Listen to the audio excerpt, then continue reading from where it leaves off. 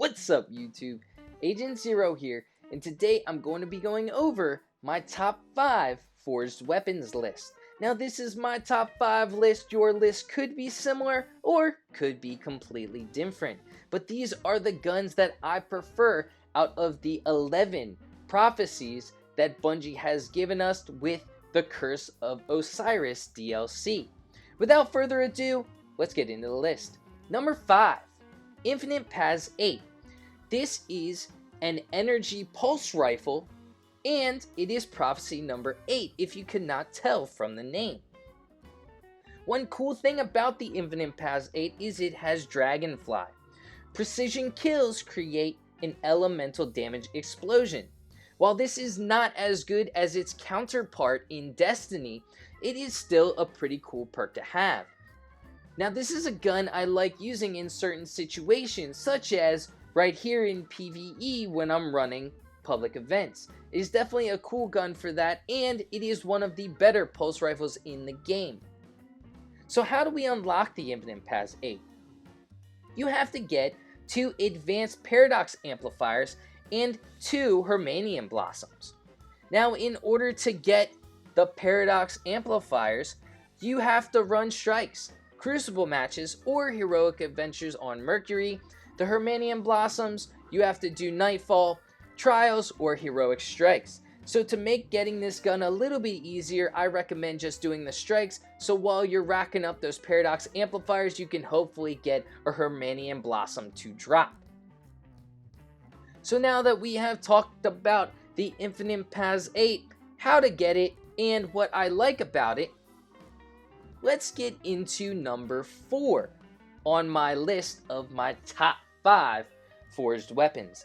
And number 4 is the Jack Queen King 3. Now, from the name we can tell that this is prophecy number 3. And so this is a hand cannon in the energy slot. And it's actually a pretty cool hand cannon. I gotta say, I definitely like using this hand cannon. Again, it's situational, but it has a couple of cool things. Pulse monitor, which auto reloads part of the mag when the wielder is critically wounded, which can come in handy, especially in PvE. You're running low on health, you're running low on your magazine, you get to reload it, finish off your enemy before that enemy finishes you off. And this also has ricochet rounds. Rounds ricochet off of hard surfaces. So in order to get the Jack Queen King 3, you need 1 concentrated radiolarian and 2 advanced paradox amplifiers. We talked about how to get the paradox amplifiers, but how do you get the concentrated radiolarian cultures? Well, to get radiolarian cultures, you need public events or planetary chests where hopefully you get a random drop as you are searching across the planets. So it's actually not that hard of a gun to unlock. It is one of the easier guns to unlock, and I definitely recommend checking it out. I like using it. It's a cool hand cannon, and it's a nice hand cannon in the energy slot. Now, coming in at number 3, we have the Traveler's Judgment 5. This is Prophecy 5 if you couldn't already tell, and it is a sidearm in the energy weapon slot. This is actually has become one of my favorite sidearms in the game, and for me at least, sometimes rivals the last hope in certain situations. What's so cool about the Traveler's Judgment? Well, the thing I like the most is the armor-piercing rounds, which cause extra damage to combatant shields and over-penetrate targets.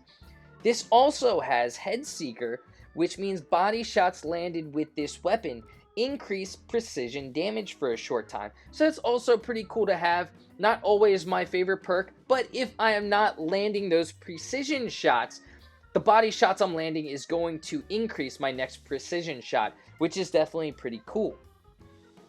So to unlock this weapon, the Traveler's Judgment 5, we are going to need 3 advanced paradox amplifiers and 1 Hermanium blossom.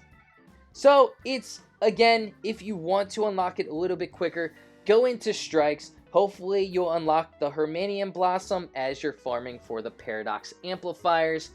It's not an awful gun to get. It does take a little bit more of a grind than some of the other ones, but it is not too bad to get, and it is definitely a fun sidearm to use. I recommend checking it out if you haven't sharded it or haven't gotten it already. Check it out before you get rid of it. Number 2 on this list is actually, in my opinion, an extremely underrated gun, the Garden Progeny 1. Now, this is a kinetic scout rifle, which is why I believe it is very underrated in this game. It has to compete with both the Mida and the Nameless in that kinetic slot, and both of those are arguably 2 of the best guns in the game. They're also scout rifles, so the Garden Progeny is a little underrated because it has to compete with those 2. But why do I like the Garden Progeny so much? Well, it has armor-piercing rounds, and we just talked about that with the Traveler's Judgment. And it also has Outlaw, which precision kills decrease reload time. And being on a scout rifle, Outlaw means that you are going to get your increased reload time more often than not. It is very easy to get precision kills on the Garden Progeny 1. On top of that, the stability on the gun is great. A lot of people I know saw this gun and immediately put it into the Nameless or Mida, but if you haven't yet, I do recommend trying this gun out, at least seeing how you like it, because I really do enjoy using this gun, and the Outlaw perk can come in handy in a lot of situations. So, now that we've talked about number 2, which is the Garden Progeny 1, oh, I forgot to mention, all you need, it's the first prophecy gun you unlock, you just need 1 concentrated radiolarian. Well, without further ado, my number 1 slot, the Null Calamity 9. Some of you may have guessed it, I really love this gun. It is an auto rifle in the energy weapon slot. A cool thing about this, it has Zen Moment, which means causing damage with this weapon increases its stability. It's actually a very good weapon at close range, but can also be used at those medium to slightly longer ranges because of Zen Moment. You can cause damage and start increasing your stability even more. This is definitely my favorite forged weapon, and I love using this.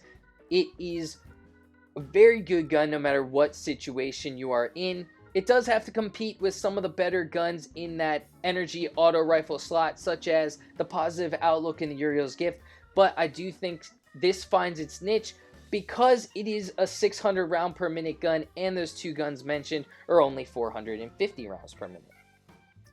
So how do you unlock this gun? It's actually a very hard gun to unlock. You need 2 Advanced Paradox, 2 Radiolarian Cultures, and 2 Hermanium Blossoms. So it's definitely one of the harder ones to unlock, but if you do, I don't think you will be disappointed, because I know I love this gun. Hopefully you love it too. So with that being said, if you enjoyed this video, feel free to give it a thumbs up. Subscribe to my channel for more Destiny 2 content. Well, until next time, peace!